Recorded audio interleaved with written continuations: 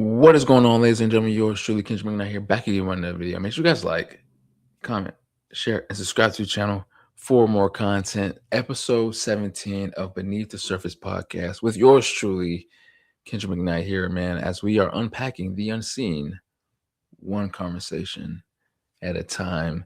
This is a very special episode because we're at 17 now. And for the people that don't know, which is a lot of you, that 17 was my very first favorite number. So I always want to do something special when it comes to that number, man. Like that's as I'm recording this, it's February 16th and tomorrow is the 17th of February. So it's like crazy timing. Probably going to post this tomorrow, episode 17 on the 17th. And what better way to have a conversation about like something that's special to me on a special episode. I talk about it here and there on other episodes and videos about fatherhood and wanting to be a dad and certain things that I want to occur and just like how I would want to be, my fears of being a dad and all those things. So I want to focus mostly on that and talk about that more in depth in this video, man. So just the father that I want to be. That's what I'm going to title this. I think the father that I want to be. Beneath the Surface podcast, episode 17. Yeah, we're going to do that. And so, man, I got a couple things listed here that I want to talk about. And number one is just the lessons that I personally have learned thus far at 28 years that I've lived this life that I want passed down to my daughter or my son. One of the biggest things for me that I've learned in life is that everybody's not your friend. Not everybody wants to see you win. Not everybody in life wants to see you on top. Not everybody wants to see you happy. And that's a painful pill to swallow early in life. You know what I'm saying? You think everybody's cool, everybody's your friend, everybody's cheerful for you, everybody's there for you, and everybody wants the best, and it's not true at all. Some people can care less. Some people are just in your life to see you fail. And that's something that I want to teach my kids very early, as much as possible, that once you leave this house, no one really cares about you, for real. Everybody talk that talk and says this and says that, but like truly, you're on your own. You know what I'm saying? Like you have to figure out life outside of this house on your own. You know what I'm saying? Like mom and dad is not going to be here forever. You have to figure life out. You know what I'm saying? And figure out who's cool, who's not, who's there for you for real, and who's not, who's got your back, who in your life right now can you detect is going to be here for a chapter, for a season, or for the entire book. And so it's very important to lay down that foundation very early, and that's what I plan on doing. And making sure like you're picking the correct people to surround yourself with.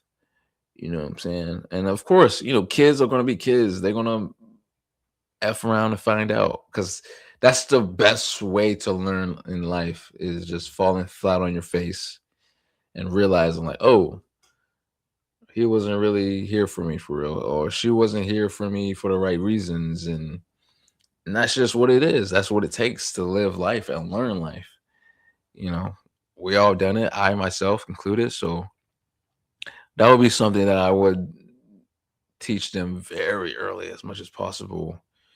Once they get coherent of what's what. Another lesson that I want to teach them, man, is life. The biggest lesson that I've learned from my dad's passing, which I've spoken about on this podcast before, where life moves on with or without you.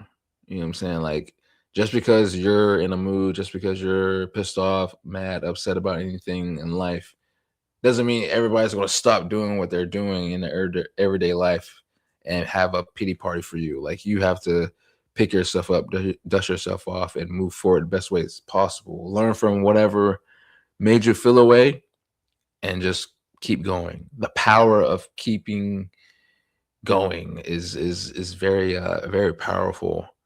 I don't want my kids to just stop their life just because, you know, their partners in life left them or cheated on them or used them or anything like that. Like it happens. You know what I'm saying? Like I'm not about to hold your hand forever while you mourn and cry and whine. Like it is what it was. It was what it was. Learn from that situation. What did you learn about yourself? What lesson did you learn from that? And how can you use that lesson and push it forward into the next possible, relationship, partnership, you know what I'm saying? And so now you have a better idea of how to move based off of this hurt, based off this pain that you're feeling right now, And so I want to be that dad that gives my kids spaces to be themselves, right? And not be that parent that always has something to say. Like I don't want my kids to feel like, they had to hide a certain percentage of themselves because dad is gonna say something. Oh, don't wear those shoes, and don't wear those pants, or I can't, or they can't do or say certain things because dad's gonna say something slick or under his breath, or you know what I mean? Like you have free reigns to be completely yourself. And that's something that is very important to me. And I want to be that parent where my kids can come to me about legitimately anything. Um, and know that dad is going to say something. He always has something to say. He always has something right to, you know, talk about. And that's very important to me. And and that's great, and that would be powerful for me, and having them to have that space will make me feel good and make me feel great as a not only man but just a father, that my daughter trusted me enough to come to me about what's going on with school or her personal life or you know just anything, my son included. A girl that he's seeing or has his eyes on, he's shy, intimidated, approach her. Oh, give me some tips, man. Like, give me some advice on how to do this and how to do that. You know what I mean? And sway her my way. Well, I got you. Like, come over here. Listen to your own man. Uh, but little things like that, like I want them to feel comfortable enough to come to me, and then just checking myself and being more accountable on myself, on being like to be able to be approachable for them to come to me. You know what I'm saying? Checking my ways on how to parent and how I'm talking to them and how I'm doing things, and having an open mind and open ears to who they are and where they want to be. You know what I'm saying? That's very important.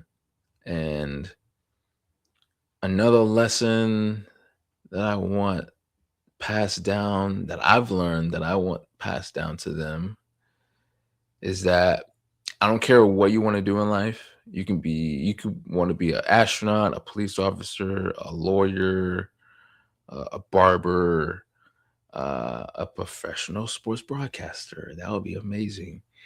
I don't care what you want to do in life.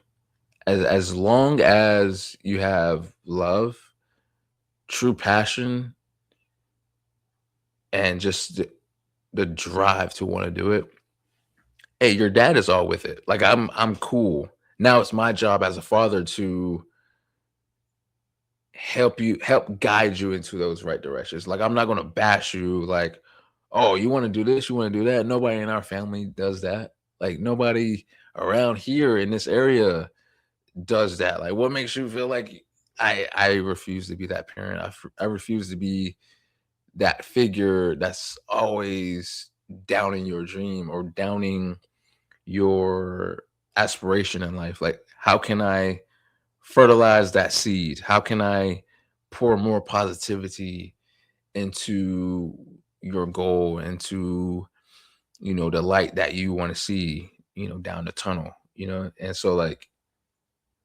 okay, cool, as your father, like, okay, I approve. That's kind of crazy. You want to go to the moon. It's kind of far and very like crazy to do, but hey, you love it, you have passion for it, you have the drive, cool. Like I see you when you come down. And so yeah, like I want to push that with them, and not be afraid to go after what they want to do. That's the individualism that I'm going to push on them, you know what I'm saying? And not want to just do something because their friends are doing it, or oh, well, does this or my dad does that, so like I'm gonna just follow their footsteps. Like do not do that. Like just because you see me doing this or your does this, like do what makes you happy. Like I'm gonna push that idea of individualism and pushing them to do what makes them happy, regardless of what his or her parents may feel like or think. Um, and because like your dad pushed and pushed and pushed himself to be where he is today, making a YouTube channel, going to school for 5 years when it wasn't his plan for an extra year. Um, Doing these podcasts and internships and all these writing articles, all of that wasn't in the initial plan of what I wanted to do, but like I continue to push, continue to keep going, and regardless of how long it took me, like I'm here now, like I'm in my goal, I'm in my dream, and also patience as well. Like I want to push that as well, knowing that everything's not going to happen the way that you want it to do, and like believe in God enough to understand and realize like everything's not going to go the way that you may see, and trusting the process.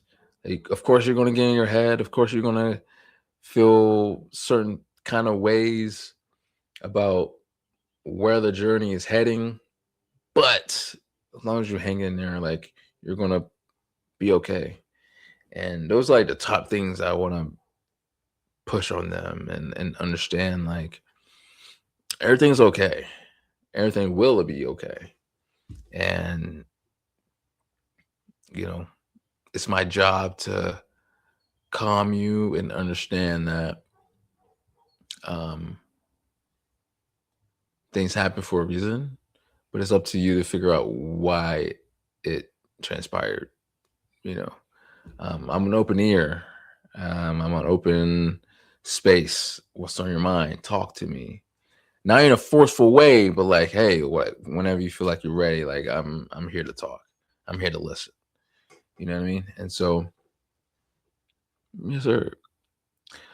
Cycles that I personally want broken. I come from a family, both sides of the spectrum of like, alcoholism and drinking and smoking, and also, as well as single parent households. You know what I mean? And so like that's something that you know I want for them as well, and I've always wanted my kids to wake up in the mornings and mom and dad are right there. That's the goal. That's the dream. Marriage and kids and happily ever after, right? And wanting that space for them to be like, okay, like mom and dad did that. Like seeing seeing, their father, do this and do that for their mom, and know that, oh, like, oh, this is how you're supposed to treat a woman. This is how a woman's supposed to be treated.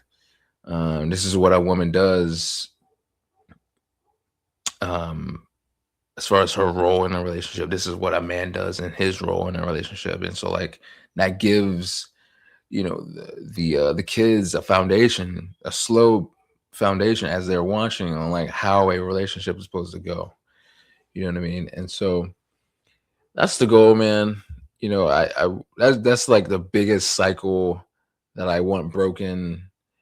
Um, like if my kids grow up wanting to drink and smoke at certain points in their lives when they're um of age, like I can't control them. Like I can't do anything like at that period of point in time.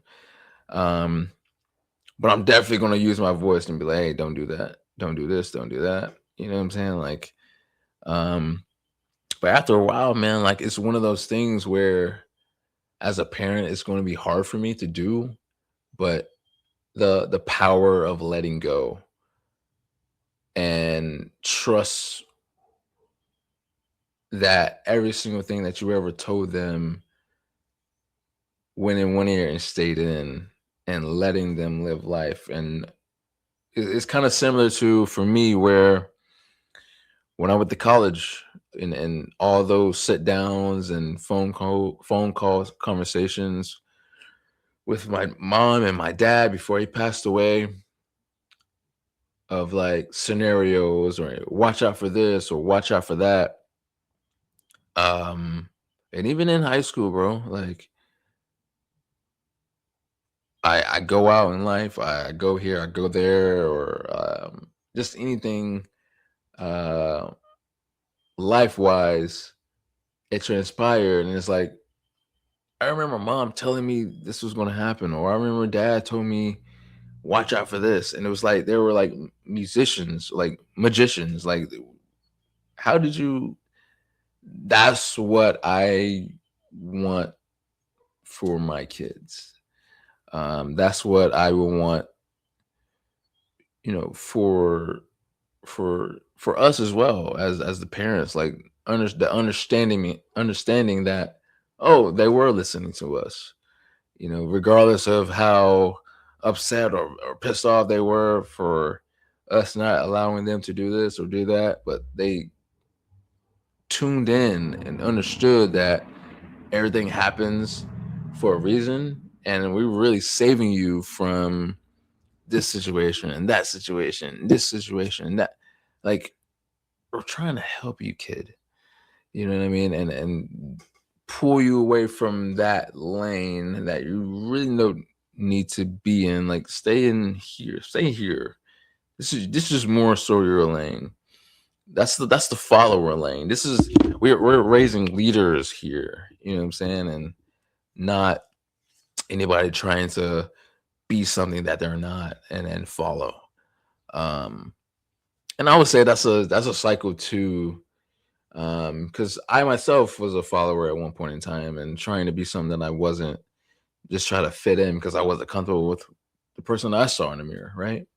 And so I would want to teach them real young to always be yourself and um, be a leader, never a follower. Just because your friends are doing it doesn't make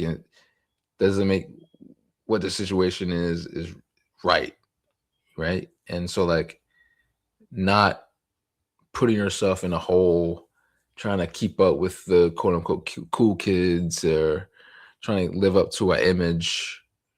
Like, you're good, bro. Like, if there's consequences of being yourself and going right when everybody else went left is, you know, going to lunch or eating by yourself, that's fine. Going Wanting to go out but not really having anybody to, call or text or go out with, that's fine. Treat yourself, go out. Your mom did it, I did it. Like, it's okay. You know what I'm saying? It's okay to turn the other cheek and be uniquely yourself and be in a space and be in a world of, again, individualism and independentness, and not needing to feel like you have to do this to be involved with this person or keep this person around. Like, we're good, man. We're raising kings and queens over here. You know what I'm saying? Black kings and queens. It's like, we good. We don't have to follow anyone. We're leaders, and that's what I'm gonna be very forceful on myself to preach to my kids, and just um, be yourself and be okay with being yourself. You know what I'm saying? And so that's something that I truly want to put out there for them, extremely early as possible, and understand that it's okay to be the person that you see in the mirror. And again, the consequences, not really much people rocking with you or having something to say about you behind your back. Cool. You know, I've learned in life that if you're not really doing anything in life, you don't have haters. You don't have, people talking about you. But if you are doing something in your life and you're happy with it, that's when the hate comes. That's when the dissing comes, and people having something to say behind your back. Like, you got to be doing something in life for people to have your name in their mouth. You feel what I'm saying? And so that's just something that I will definitely put in their ears, and hopefully it stays in. Um, Healing, right? Healing is very important, right? Healing my own personal rules or wounds before kids arrive, right? It's an unfortunate thing, but like, a lot of parents don't really have much healing or like personal healing within themselves before kids get here, and they're pretty much in the middle or just at the beginning of their healing process as the kids are here, you know and you put yourself in kind of like a little bind where, like, when you're not healed from personal stuff, it puts the kid in a space of, you know like, in a space where you're trying to raise someone in a world where you're not healed from, and it causes trauma. And once you get into a mindset of not being able to handle it, the kids are going to see that, and it's going to be like, it breaks that mode of not perfection, but that I guess guidance. I guess trustworthiness. If you're not there for yourself, you're not there for the kid. And so the kids are not stupid. They're not dumb. They're going to see things. They're going to watch things. Majority of the time, they're not going to say anything, but kids watch. Kids pay attention. You know what I'm saying? And so, like, certain things you do, certain ways you move as a parent, and certain things that you come across as, the kids are going to watch that. They're going to see that and lose that hope that, they're going to trust you with certain things. And so being able to heal from whatever trauma that you are dealing with as an adult, or however you are once kids come to your mind as a serious thing, it's important to create a plan to heal. You know what I'm saying? If you are personally healing from a situation with you and your own father, you and your own mother. You don't want that passed down to you and your kid. So you got to heal from whatever friction that you guys have, and now not allow it to get thrown into, you know, your adulthood and into your parenthood. And now you are the parent. Now this kid is now you from 20, 30 something years ago. You know what I'm saying? And it's again a cycle. You know what I'm saying? And so like it's important to heal. It's important to be able to be in a space of like, okay, I feel like I'm good. I feel like I'm ready to, take on this role. And be a man of substance and ready to take on the responsibility of um, parenthood, and also be in a space of where like I know that I won't drop the ball in certain areas because I'm already healed as far as communication with my kid, being able to take in the basketball, um, football practices, and all these other things, right? Um, it's very important. It's very important to heal and be able to be in a space of um like I did it, like I did it, and I was able to do something um that my mom or my dad couldn't do, but I did it. And it's important. You know what I mean? Like it's something that I think of often, and think of in a way of like mm, think of in a way where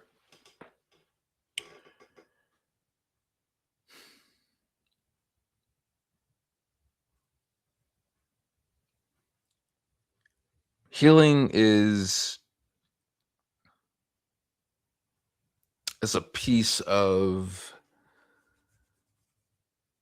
maturity, right? Like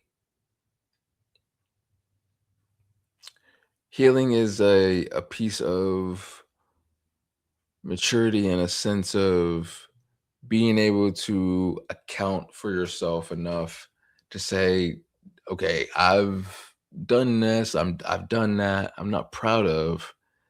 Now I have this kid coming into my life.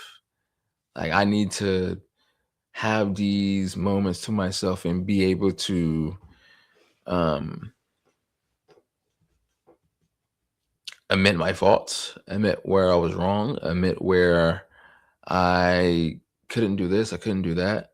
But like it's time to be an example. It's time to be in a world where I can be more acceptive of criticism or being wrong and not being able to be perfect. That is something that I am currently trying to figure out, because for anyone in the world that knows me, like I'm a perfectionist, and we're going to talk about it later as far as like my biggest fear. Like I spoke about it already as far as like my biggest fear is being a parent because I know I can't be perfect. And still to this day, I have a hard time accepting that. Like I know I can't be a be perfect. It's something that I think about often. Um, like I understand it, I comprehend it, I get it. I'm just not ready to accept that fact.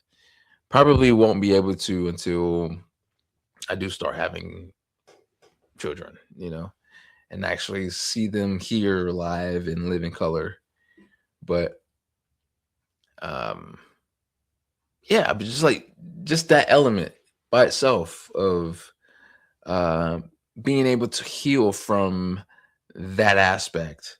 Like you need to Kendrick, like you need to heal from this crazy world that you're living in, thinking that you're going to be perfect and wanting to be perfect and needing that perfection when it comes to fatherhood, and knowing that you're not going to be perfect. You're not going to be, you know, the world's greatest dad in the world. And like understand like all you can do is your best. All you can do is just being something that and being an example that they can look up to. That's all you can do. And again, hopefully everything that you do and say goes in one ear and stays in. That's your biggest hope, and that's your biggest prayer as a parent, man. And try to understand that it's on them to listen. It's on them to comprehend everything that you've done and said. And that's all you can ever do. You know what I'm saying? As a parent. So it's important to heal.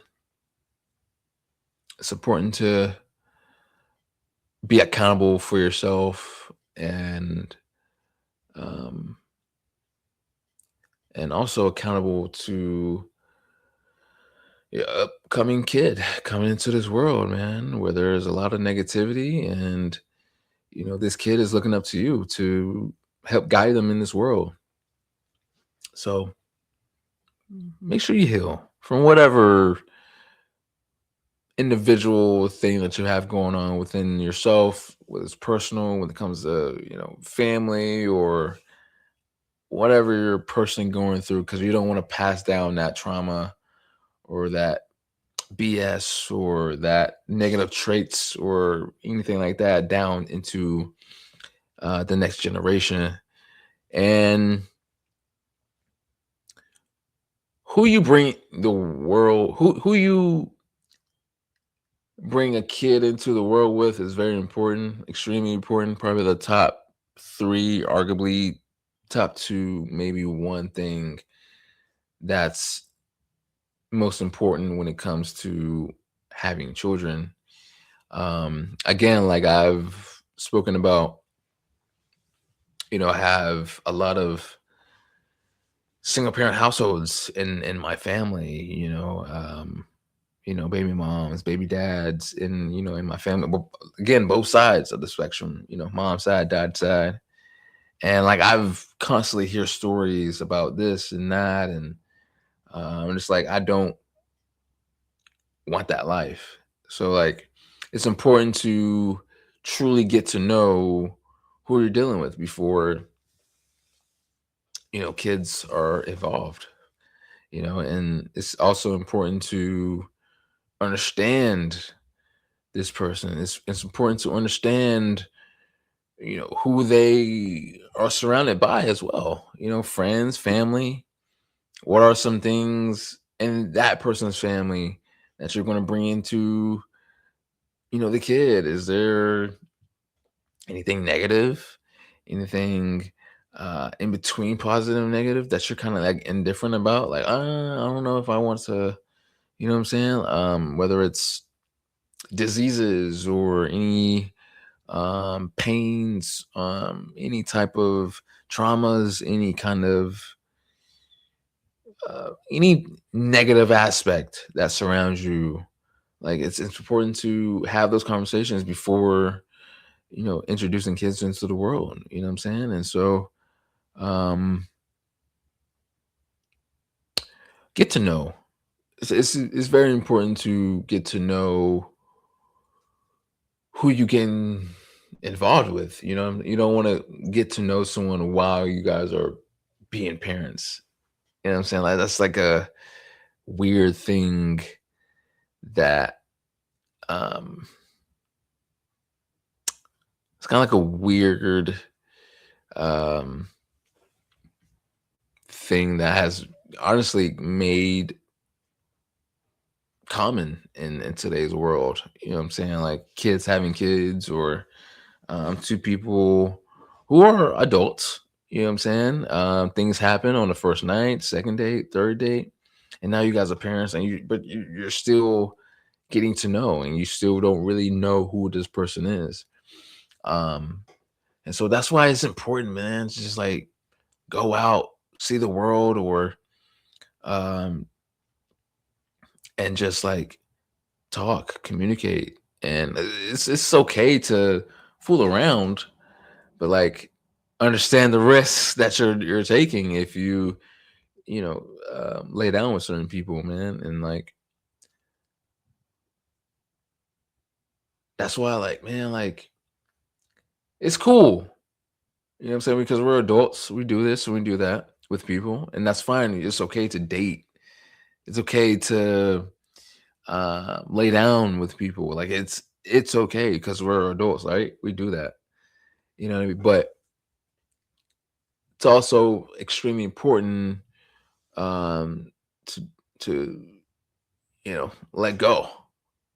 Let go and get out of that. You know what I'm saying? Because I never truly understood the psychosis of certain males that, oh yeah, like it's fun or it's cool to like not pull out and like do all these things, but like you're not truly understanding the long term of it. And like just thinking of the like the short term fun.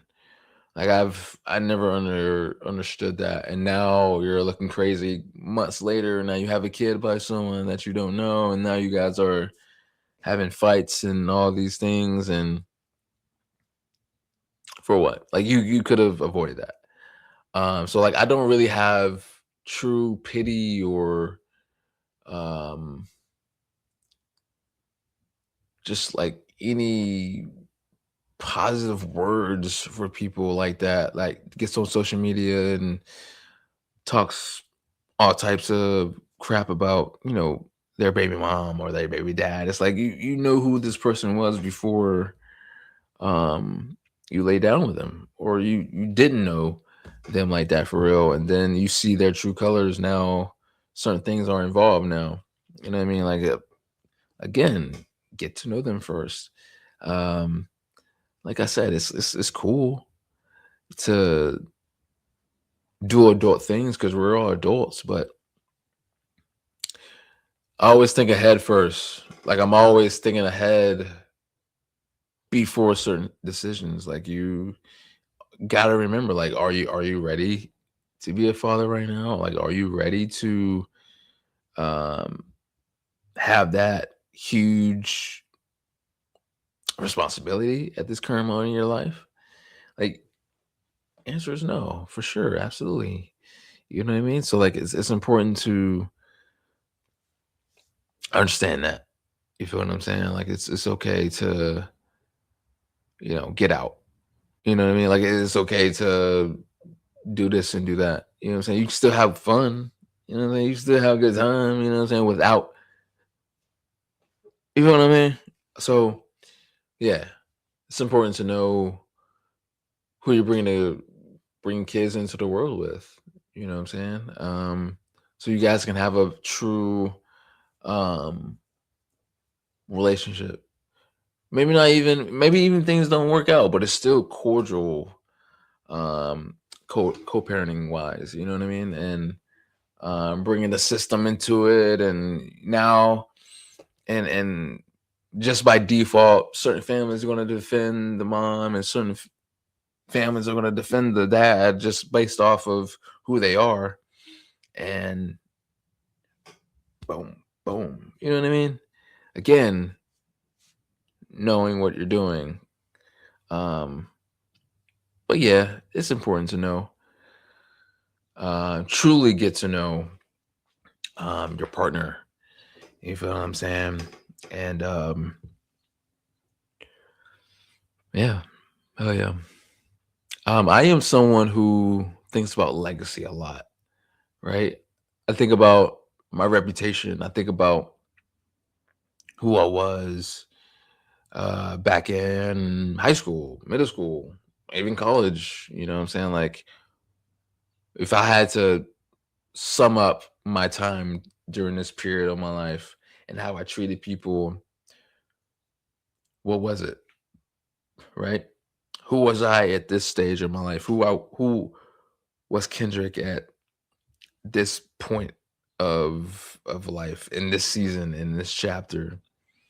You know what I'm saying? Like I think ahead and even backwards a lot. Like, okay, I did this wrong. I did this the wrong way. I approached this situation kind of like weirdly. So like another situation like that happens again, future wise, I can learn and think back to this situation and I can be a better person now in this situation moving forward. You know what I'm saying? Like I think about legacy a lot, how I treated people, how I was there for this person, how I not necessarily wasn't there for this person as well, but it's it's it's something I think about a lot, you know. Um I'm one of those people where I just want to be cordial. You know what I'm saying? Like, okay, things didn't work out the way the way I personally want it at certain points in time. But like I still want to like have an understanding, like, okay, this is where things went wrong here, things are what went wrong here. But like, okay, cool. We lived, learned, cool. It was fun. Handshake, hug, boom, live your life. You know what I'm saying? Like that's something that I care about. Reputation and legacy. And when it comes to my kids, that's something that I want them to understand. Like it's okay to mess up. It's okay to F up. Like it's okay to feel like you let this person down. It's okay to feel like you done this wrong or did that wrong. Like everything is an opportunity for you to not only fail but also learn. It's okay to fall flat on your face because you're a McKnight. You know what I mean? Like you're gonna figure out how to pick yourself up, dust yourself off, learn the lesson that you learned in this, adjust yourself based off of that lesson, and then slowly keep going and moving forward in life. And so that's something that I want to teach them very early and having the understanding of everything happens for a reason and it's up to you to figure out what that was. And um just being a good man to them and being a good dad to them and know that whenever God feels like it's my time, the ideal way that I want to go out is the same way that my dad and my grandma went out. You know, on a hospital bed and my family surrounding myself as I take my last breaths and I look to my left and I look to my right. I see my grown son and my grown daughter, and they're successful people. They follow their hearts and they did this and they did that. Like I'm okay with leaving this world now because I did this. Like I did that as a father, as a parent. Like I assisted in the growth of a lawyer, or I assisted in the growth of a successful politician or YouTuber or um, musician. You know what I mean? Like I did that. I did my part, and that means something to me. That's my legacy that I'm leaving forth in this world as I perish. And so, and my reputation means a lot to me as well because I will want people have like a good time at my funeral. Like I want people to like laugh, joke. It's okay to be sad, but understand like Kendra was a funny dude. He was a fun dude. He was quiet to himself. You know what I'm saying?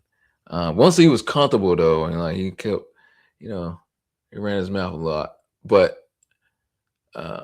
he was a good guy. You know what I'm saying? Like he hard worker. You know what I'm saying? My dad was just funny in his own unique way, but he was different. Like he moved a certain way. Uh Man, that bald head of his, man, like he was just like his dad, their granddad, right? And so that's what I want. That's what I will want that's what legacy that I want to live off and give off to, everybody that is still here after me, and um having the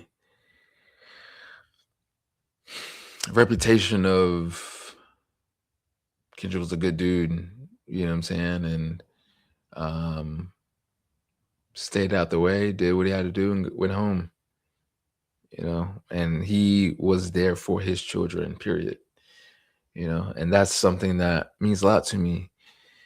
And he was a great father, he was a great husband, he was a just great everything. Like he wasn't the best, he wasn't great, he wasn't perfect, but he did his absolute best. And all that he can do was what he could, and so that's uh that's what I would want to leave in this world as my children lives on without me. You know what I mean? And just being the change that being the change that no one really truly saw. Like I said, I come from a family of single parent households. Alcoholism is heavy and obsessed with smoking. Like I turn all that around. Like I have a family. Um, didn't smoke a day in my life, didn't drink a day in my life. And that's something that I would hope my kids follow through with. But if they don't, like I want them to do it responsibly and not allow it to get in the way of their lives and their possible careers. Um, and that is something that I will hold dear to my heart. That's something that I will continue to, push for them and um, just be different. Just change. You know what I'm saying? Don't be a follower. You know what I'm saying? It's okay to be that one that changes the mode and breaks the mode and changes the guard of who you should be in life. You know what I'm saying? And so that's important to me. That's important to me. Legacy and being the change that you want to be in the world. And lastly, just my biggest fear, like I spoke on it um many, many times. It seems like, but like my biggest fear is being a parent, being a father, because like I don't want to be a failure. I have the fear of failing in a sense, and just wanting to be good enough, for my kids. And so that's why I say all the time, like whoever God sends into my life as my partner, as my eventual wife, like I need her to have all the patience in the world for and with me, because I'm gonna be in my head a lot, bro. Like a lot. Like I know that I'm doing good, but like what can I do better? Like I need someone in my life to be like, Kendra, you're good. It's okay. You know what I'm saying? It was needed. So and so did bad in school. You did the right move. Um, so and so did this disrespectfully at the table. So you did the right move. It's okay. They're upset. They're hurt right now. But hey, it's okay. Time moves on. As time goes on, they're going to appreciate you doing this because you allowed them to understand what discipline is and understand that um everything in life can't go their way. You know what I'm saying? And so like I would need someone in my life to force that down in my head. Um and understand like everything's okay. You know what I mean? And so that's my fear, man.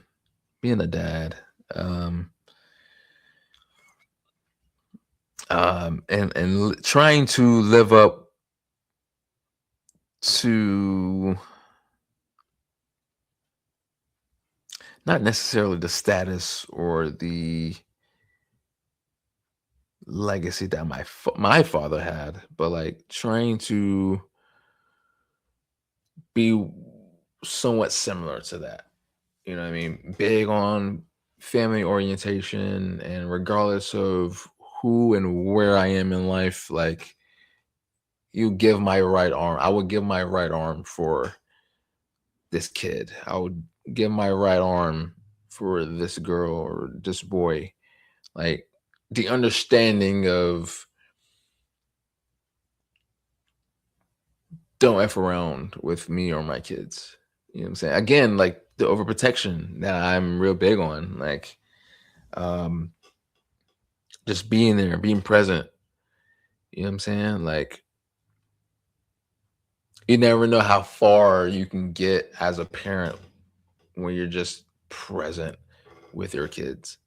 Knowing that your son can depend on you going to his basketball games, going to his football games. Baby girl has cheerleading practice or track practice or any of these things and major events. Like, oh yeah, my dad's going to be there for sure.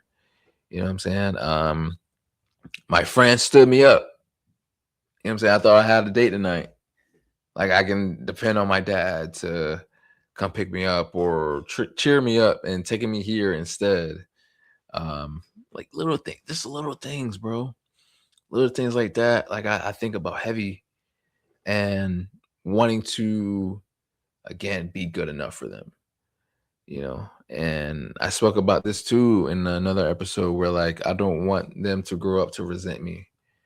I think that would be the biggest pain in the world, knowing that I couldn't do this for them and I couldn't do that for them, and they hold that against me and loosen up that relationship and don't come to me about things and don't talk to me about certain things anymore because of one thing that I couldn't get right. Oof, that would hurt me. That would,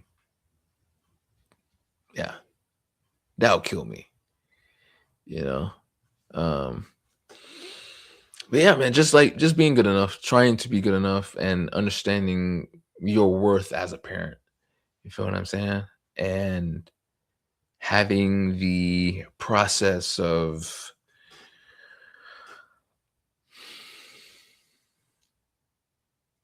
understanding that everything's going to be okay. Everything's going to be all right. Again, that's why I need someone in my life to hold me down and be like, Kendra, you're good. And all those things, man. So that's my fear, man. That's my perfectionism coming out of me, but I think I'll be all right. I think I'll be okay. I hope. We'll pray. I continue to pray on it. Again, I'm not nowhere near accepting that, knowing that I can't be perfect. I would say I'm at this current moment as I'm recording this. Again, I get it, I understand, I comprehend, but I'm not just yet ready to accept the fact that I won't be perfect. But I'm at a solid 25%. You know what I mean? Still got a long way to go to get to 100, but 25% is better than 0%, right? And so yeah, I'm proud of my growth within that space, and just looking forward to whenever God feels like I'm ready to be in that position. So, we got ways to go. I don't know God's plan for me, but like we got ways to go until that pinpoint. But episode 17, man, this was a special one for me. Again, 17 is just it's a It's a great number. My favorite number. My first favorite number. I can give you guys a quick story on that. So, like, one of my favorite classes in elementary school slash primary school, depending on where you are from, fourth grade. I know, again, like every state, every city in the world has different ways of separating what's middle, high school, primary, elementary school. But like for me, primary school um, was from first to fourth, right? And so fourth grade, man, like I remember majority of everyone in that class. And based off the roster, everybody's obviously numbered, right? And I was number 17 on the roster. And I know that because my cubby had the number 17 on it. Like I just remember going into that class all the time, going to the 17 cubby and put my bag down and put it in there. And I look up 17. Blah, blah. So I always was infatuated with that number. Like from 14 to 16, I know who was in front of me. And from 18, 19, 20, 21, I know who's behind me. Um, like I remember those names. But yeah, that was cool. That was a cool class, bro. That was a pretty cool class. But yeah, 17 was my very first number. Very first favorite number. And yeah, I wanted to do something special right here for the 17th episode of What? Going Beneath the Surface podcast with yours truly, Kendra, bringing that here as we are unpacking the unseen one conversation at a time. Make sure you guys like, comment, share, and subscribe to the channel for more content. And until the 18th episode of the podcast, yes, sir.